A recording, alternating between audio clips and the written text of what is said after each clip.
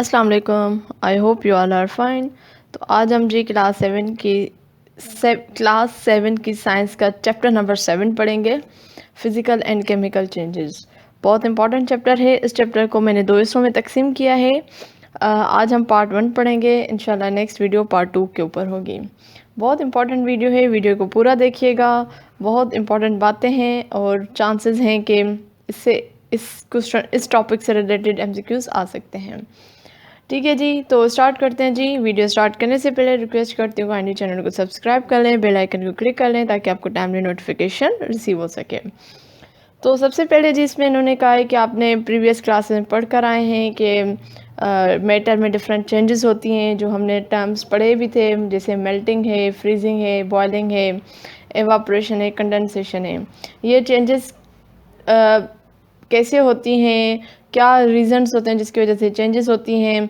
Either they are the reversible और irreversible, ठीक है। और ये फिज़िकल चेंजेस क्या होती हैं, केमिकल चेंजेस क्या होती हैं। तो ये पूरी चीज़ें आज हम इसमें पढ़ेंगे, ठीक है। तो सबसे पहले जी फिज़िकल एंड केमिकल चेंजेस की तरफ आ जाते हैं। अब मैटर जो है, जितनी हमारे पास आसपास चीज़ें हैं वो मैटर की बनी हुई हैं और उसमें बहुत सारी चेंजेस आती रहती हैं, ठीक है। कुछ चेंजेस इतनी रैपिड होती हैं कि मतलब हमें समझ ही नहीं पाते, और कुछ चीज़ें इतनी स्लो होती हैं, ठीक है। तो मतलब सिंपल कहने का मतलब ये है कि जो चेंजेस हो रही हैं, कुछ जो हैं बहुत रैपिड होती हैं और कुछ बहुत स्लो हो रही होती हैं। और कुछ चेंजेस जो हैं वो रिवर्सिबल होती हैं और कुछ रिवर्सिबल नहीं होती, जिनको हम इरिवर्सिबल बोलते हैं। ये चेंजेस जो हैं, जो मैटर में अगर हम चेंजेस देख रहे हैं, फिर 2 किस्म की होती हैं, एक फ़िज़िकल चेंज और एक केमिकल चेंज। अच्छा, अगर हम थोड़ा सा सबसे पहले यहाँ पे इस वाले में देखें, डू यू नो में, यहाँ पे क्या कह रहे हैं कि फ़िज़िकल एंड केमिकल चेंजेस पूरी दुनिया में हो रही होती हैं, ठीक है। And not just in science laboratory, सिर्फ साइंस लेबॉर्ट्री में चेंजेस नहीं हो रही, बल्कि पूरी दुनिया में हो रही हैं। और मैटर जो है उसमें चेंजेस हो रही होती हैं, उसमें अगर उसकी हालत, जिसको हम स्टेट्स बोल रहे हैं, अगर उसकी स्टेट्स में चेंजेस आ रही हैं थ्रू अ प्रोसेस, उसको कहते हैं हम फिज़िकल चेंज, ठीक है। और मैटर जब इंटरेक्ट करता है दूसरे मैटर के साथ, और फिर जब वो और उस इंटरेक्शन की वजह से एक न्यू सब्सटेंस बन जाता है, तो इसको हम कहते हैं जी केमिकल चेंजेस या केमिकल रिएक्शन। तो सिंपल बात यह है कि जब किसी भी मैटर की हालत में, स्टेट में जो नज़र आ रहा है उसमें चेंजेस आ जाएं, तो हम कहेंगे जी ये फिज़िकल चेंजेस है। लेकिन जब एक मैटर दूसरे मैटर के साथ इंटरेक्ट कर रहा है और उस इंटरेक्शन की वजह से जो एक न्यू सब्सटेंस बन रहा है, तो उसको हम कहेंगे जी ये केमिकल चेंजेस हो रही हैं। तो फर्दर और देखते हैं हम, और क्या इसमें साइन क्या क्या है, निशानियाँ क्या है कि ये फिज़िकल चेंजेस हो रहा है या केमिकल चेंजेस हो रहा है, वो अब हम पढ़ते हैं।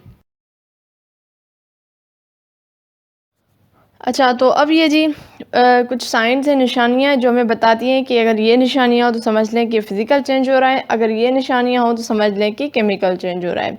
फ़िज़िकल चेंजेस में इन्होंने 2 साइंस बताए। सबसे पहले ये कि दैट कैन बी रिवर्स्ड, मतलब ऐसी चेंज जो बाद में आप रिवर्स कर सकते हो, उसको वापस उस हालत में लेकर आ सकते हो। तो आप समझ लीजिएगा कि ये जो चेंजेस हुई हैं, ये सिर्फ़ और सिर्फ केमिकल चेंजेस हुई हैं, ठीक है। सॉरी, फिज़िकल चेंजेस हुई हैं, केमिकल चेंजेस नहीं हुई, सही। और अगर हम सेकंड की बात करें, the substance does not turn into new substance. अब सब्सटेंस क्या होगा, वही सेम ही रहेगा, उसमें कोई चेंजेस नहीं आएंगी। कोई मतलब इंटरेक्शन करने के बाद कोई न्यू सब्सटेंस नहीं बना, सब्सटेंस वही रहेगा। अगर ऐसा हुआ कि सब्सटेंस वही रहा, तो आप समझ लीजिए सिर्फ और सिर्फ फिजिकल चेंजेस हुई, केमिकल चेंज नहीं हुआ, ठीक है। आप लोगों के साथ में एग्जांपल शेयर करती हूँ तो फिर आपको फिर समझ आ जाएगा। अगर हम केमिकल चेंजेस की बात करें, तो सबसे पहला ये कि रिलीज ऑफ गैस। जब भी आप देख लें कि इंटरेक्शन होता है ना, एक मैटर दूसरा मैटर के साथ इंटरेक्ट कराए और उस इंटरेक्शन की वजह से किसी किस्म की गैस रिलीज हो रही है, तो समझ लीजिएगा कि अब न्यू सब्सटेंस बना। और वो न्यू सब्सटेंस जब बनेगा तो ऑब्वियसली ये कौन सी चेंजेस हो गई, केमिकल चेंजेस हुई।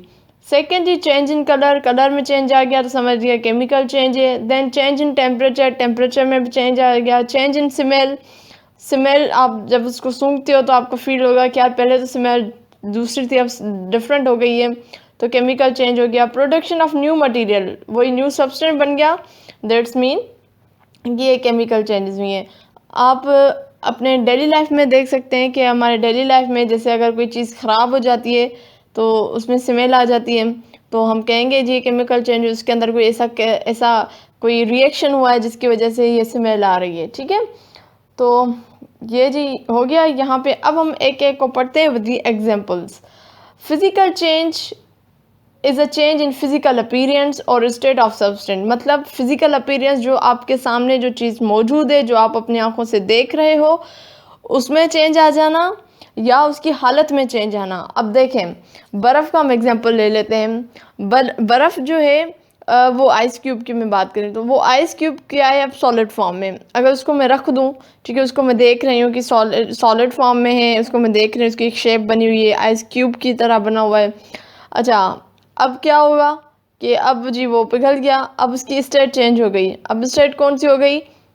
स्टेट हो गई इसकी जी लिक्विड फॉर्म में आ गया।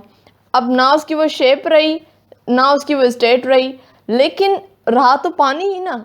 बर्फ़ भी पहले पानी था, अब उसमें कोई केमिकल चेंज नहीं आया। पहले भी H2O था, अब भी H2O है। सिर्फ उसकी अपीयरेंस में, सिर्फ उसके स्टेट ऑफ सब्सटेंस में चेंज आया है, दैट्स मीन ये फिजिकल चेंज है। ठीक है, और इसके अगेन इन्होंने भी यही लिखा है, it does not affect the composition. मतलब बना दो, बर्फ़ बनी भी H2 से, वो भी H2 से ही बनी हुई। ये तो नहीं कि उसमें CO2 आ गया, इसमें कुछ और आ गया, जी नहीं। ठीक है, और सब्सटेंस जो है remain same before and after the changes. Change जब हुआ उस वक्त भी उसकी जो प्रॉपर्टीज थी वही होंगी जैसे पहले थी। ठीक है, इन्होंने एक और एग्जांपल बताया, breaking of bottles and cutting of paper into small piece. आपने प्लास्टिक की बोतल को कट किया, अब पहले भी प्लास्टिक की बॉटल कटने के बाद भी प्लास्टिक की बोतल ही रहेगी ना, उसके बाद कोई वो मेटल की बोतल तो नहीं बन जाएगी। सिर्फ उसकी शेप में आपने चेंजेस कर ली। पहले वो बोतल की शेप में था, अब आपने इसको पीसेस में कर दिया। ठीक है, और उसके पेपर का भी वही एग्जांपल है। ठीक है, तो इसमें कोई न्यू सब्सटेंस नहीं बना या उसकी कोई केमिकल में कोई उसमें डिफरेंस नहीं आया। पहले भी प्लास्टिक की बोतल थी, अभी प्लास्टिक की बोतल है। ठीक है, आगे और देखते हैं। All physical changes are related to changes in physical properties. सिर्फ और सिर्फ फिजिकल प्रॉपर्टीज में चेंजेस आ जाएं, जैसे साइज में, शेप में, टेक्सचर में, वॉल्यूम में, वेट में, टेम्परेचर में, बस। ठीक है, अच्छा, फिजिकल जो चेंजेस हैं वो मतलब आप वाटर का इन्होंने एक एग्जांपल दिया है कि आप वाटर के थ्रू बहुत अच्छे से समझ सकते हो स्टेट ऑफ वाटर, जैसे मेल्टिंग, एवापोरेशन, फ्रीजिंग, कंडेंसेशन। ये बहुत फिजिकल चेंजेस हैं पानी के जो हम देखते हैं। ठीक है, ये आई से वाटर आ गया, वाटर से स्टीम हो गया, स्टीम से फिर आप वाटर और आइस कर सकते हो, कंडेंसेशन एंड फ्रीजिंग। तो ये सिंपल किस तरीके से इसकी जो है फिजिकल चेंजेस हो रही है, केमिकल चेंजेस नहीं हो रहे। पहले भी पानी था, अभी पानी है। ठीक है, और ये रिवर्सिबल है। देखिए कैसे इसको दोबारा आइस में कर सकते हैं। ठीक है, अगर हम प्लास्टिक की बोतल वाला देखें तो दोबारा उसको गर्म करके प्लास्टिक बोतल बना सकते हैं, उनको टेप को जोड़कर हम कर सकते हैं। ठीक है जी, तो फिजिकल प्रॉपर्टी ज़्यादातर जो आपकी रिवर्सिबल होती है। उसके बाद एक और यहाँ पे इन्होंने समझाने की कोशिश की है। अच्छा, ये मैं थोड़ा पढ़ लूँ ताकि आपको कोई कन्फ्यूजन ना रहे। ये वाली 3 लाइनें जो है, ice, water and steam are the same chemical substance in different physical state. Physical state different है, कोई आइस में था, कोई पानी में था, कोई स्टीम फॉर्म में था, लेकिन उनकी जो केमिकल सब्सटेंस था वो सेम ही होगा। ठीक है, वो डिफरेंट नहीं है। सही, स्टेट भले जो कोई भी हो, लेकिन उनकी केमिकल सब्सटेंस, उनकी जो पानी की प्रॉपर्टीज़ हैं वो सेम ही होंगी। Steam can be changed back to water on cooling and ice can be changed back to water by heating. Simple बात है ये। एक और यहाँ पे इन्होंने एक चीज़ समझाने की कोशिश की है कि ये क्या कर रहे हैं, डिज़ोल्व करें सॉल्ट को पानी में। ठीक है, और ये पूछ रहे हैं कि इट्स अ फिजिकल और केमिकल चेंजेस। ठीक है, अब कह रहे हैं कि can we obtain salt and water in original form. क्या हम वापस जो है लेकर आ सकते हैं सॉल्ट को ओरिजिनल फॉर्म में? देखें, जब आप सॉल्ट को डिज़ोल्व करते हो पानी में तो कोई न्यू सब्सटेंस नहीं बन रहा, सिर्फ वो जो सॉल्ट है वो डिज़ोल्व हो रहा है। अब फिर आप उसको वापस उस सॉल्ट को लेकर आ सकते हो, उस सॉल्यूट को वापस आप लेकर आ सकते हो जब आप एवापोरेशन करते हो। उसको हीट कर करके पानी इवापोरेट हो जाएगा, नीचे जो है बेस में क्या रह जाएगा, सॉल्ट रह जाएगा। ठीक है जी, तो इसका मतलब क्या है कि फिजिकल चेंजेस में जो कंपोजिशन है मैटर की वो चेंज नहीं होती, and material keep in original composition, वो ओरिजिनल कंपोजिशन में रहता है, सिर्फ उसको टीयरिंग, फाड़ना, scrabbling paper, melting of chocolate, ice, boiling, breaking, moulding of clay and metal, dissolve sugar, salt, water, slicing fruit, forming frost from water vapors in the air, example of physical changes. क्यों? Because only appearance, color, size, volume, shape, form, amount of heat or temperature is changed and composition remain same. Simple बात यही है। ठीक है जी, ये हो गया। अब हम आते हैं जी केमिकल चेंजेस की तरफ, which is the last topic of this video. ठीक, केमिकल चेंजेस की तरफ आ जाते हैं। केमिकल चेंजेस में कह रहे हैं कि जब मैटर किसी उसमें उसकी केमिकल में चेंजेस आ जाएं तो हम कहेंगे ये केमिकल चेंजेस है। होता क्या है कि एक ट्रांसफॉर्म हो जाता है एक न्यू डिफरेंट सब्सटेंस में, जब उसकी चेंजेस ऐसी आ जाएं कि एक न्यू सब्सटेंस बन जाए तो हम कहेंगे जी ये केमिकल चेंजेस है। और उस सब्सटेंस की जो प्रॉपर्टीज़ हैं, उसकी जो कंपोजिशंस हैं, बिफोर द चेंजेस से दूसरी थी, आफ्टर द चेंजेस दूसरी हो गई। ये मेन चीज़ है, उसकी जो कंपोजिशन है उसमें भी डिफरेंस आ जाए। तो केमिकल चेंजेस एक प्रोसेस है जहाँ एक या एक से ज़्यादा सब्सटेंस चेंज हो जाते हैं इनटू वन, एक या एक से ज़्यादा या डिफरेंट सब्सटेंस में। ठीक है, जैसे हमने प्रीवियस उसमें पढ़ा, हमने ग्लूकोज के बारे में पढ़ा था। ग्लूकोज का फार्मूला आप देख लें, C6H12O6, फिर वो फॉर्म हो जाता है कार्बन डाइऑक्साइड में and water in the presence of sunlight. ठीक है, अब ये this chemical change as glucose a new substance is form by a chemical reaction. ठीक है, तो सिंपल इसका इन्होंने ये यहाँ पे एग्जांपल दिया है। आगे यहाँ पे डू यू नो में अगर हम देखें तो कह रहे हैं एवरी टाइम आप खाते पीते हो, आप पकाते हो, आप सफाई करते हो, केमिकल चेंजेस के थ्रू आप गुजर रहे हो। ठीक है, अब जैसे हम सांस ले रहे हैं, मेडिसिन ले रहे हैं, ये भी सारे आपके केमिकल चेंजेस हैं। देखें, अगर हम फॉर एग्जांपल एक कहीं पे कोई रोटी का टुकड़ा पड़ा हुआ है, उसमें कोई कोई वो पढ़ कर उसमें कोई डिफरेंस, मतलब वो कुछ ऐसा केमिकल रिएक्शन हो रहा है, रोटी का टुकड़ा सेम नहीं रहता, उसका कलर चेंज हो जाता है, उसकी स्मेल डिफरेंट हो जाती है। तो ये सारे केमिकल चेंजेस हैं उनकी। ठीक है, अब इन्होंने कहा है कि जब आप किसी पीस ऑफ पेपर को बर्न करते हो तो क्या होता है, जब आप किसी पीस ऑफ पेपर को कट करते हो तो वो डिफरेंट सब्सटेंस में चला जाता है। ठीक है, और या ठीक है, लेकिन जब आप उसको उस पीस ऑफ पेपर को बर्न करते हो तो वो कन्वर्ट हो जाता है ऐश या कार्बन डाइऑक्साइड में, जो वापस आप उसको पेपर में नहीं लेकर आ सकते हो। मतलब सिंपल बात यह है कि जो केमिकल रिएक्शंस है ना, सॉरी, जो केमिकल चेंजेस हैं, दैट आर द इरिवर्सिबल, मतलब उसको आप रिवाइज नहीं कर सकते, दोबारा उसको वापस अपनी पेपर की हालत में नहीं लेकर आ सकते।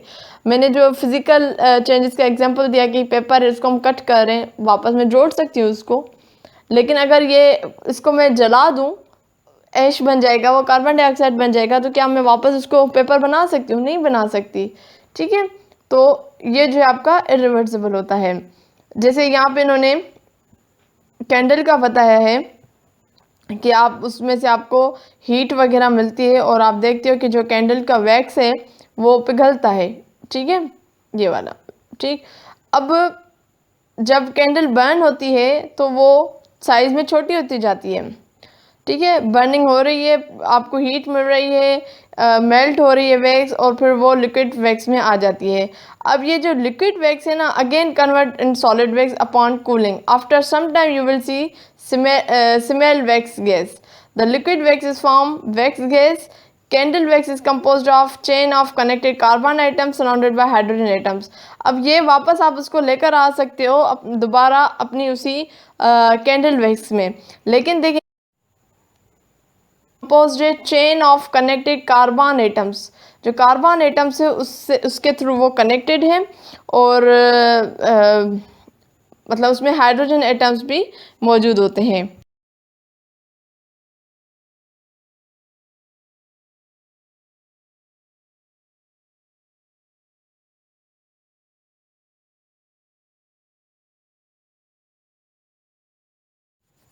अच्छा, अब हम अगर इसको फर्दर देखें कि यहाँ पे अगर देखें जैसे बर्निंग ऑफ द कैंडल की बात हो रही है, तो कुछ वैक्स ऐसी होती हैं जो कन्वर्ट होती हैं into water and carbon dioxide which is despite in the air, ठीक है। In this way both physical and chemical changes are taking place in the burning candle.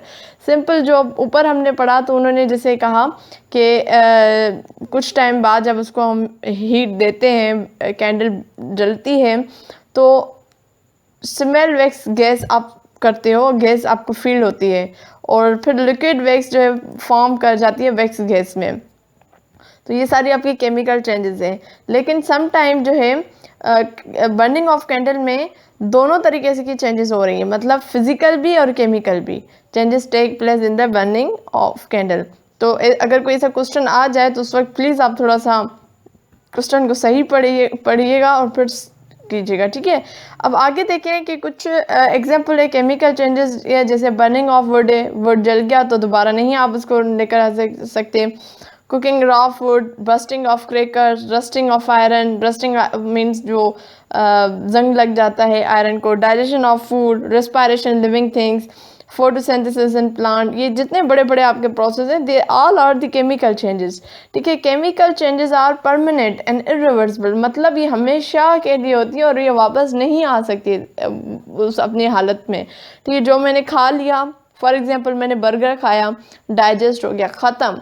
ये नहीं कि उसको मैं दोबारा जी मैं कहूँ नहीं मैं मुझे दोबारा same as it is burger वापस चाहिए, ऐसा नहीं होगा, ठीक है। In order to understand chemical change perform a simple activity, इन्होंने कुछ एक्टिविटी दी है, ठीक है जी। तो ये इसको मैं यहाँ पे कंप्लीट ख़त्म कर रही हूँ। इंशाल्लाह नेक्स्ट वीडियो हम डिफरेंस बिटवीन